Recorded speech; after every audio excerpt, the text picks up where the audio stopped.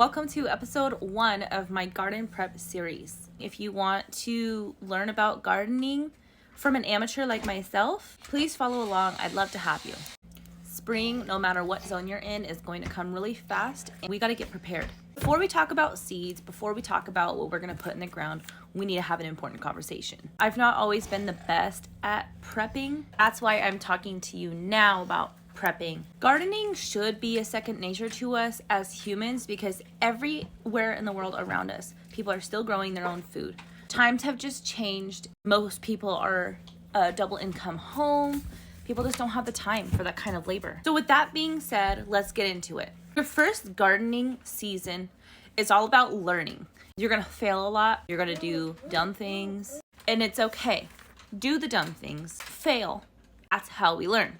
You need to learn about the zone you're in. You need to make a list of the things that you yourself want to grow. We need to do research on each of those things to find out the conditions that we need to provide for those plants. How do you find out your zone and your last frost date? farmersalmanac.com.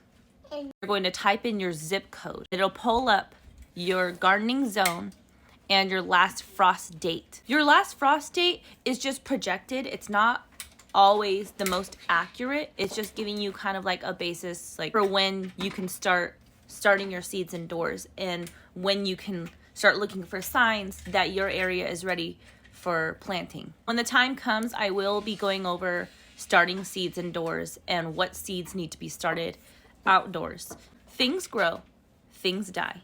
Just don't be afraid to try. Plant something in the ground, maybe it doesn't work, and you're gonna find out why.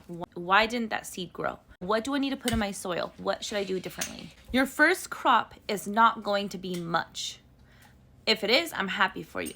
Homegrown vegetables, fruit, they're not going to look like grocery store. They're not going to look perfect because they're organic. The most organic vegetables and fruit you can grow is in your own yard.